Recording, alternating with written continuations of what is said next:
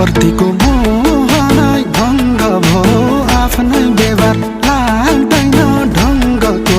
हेरे चियाएर ए आमै हियार जलाउन्या रहेछ पियार अचम्मै हाड मासु गलाउन्या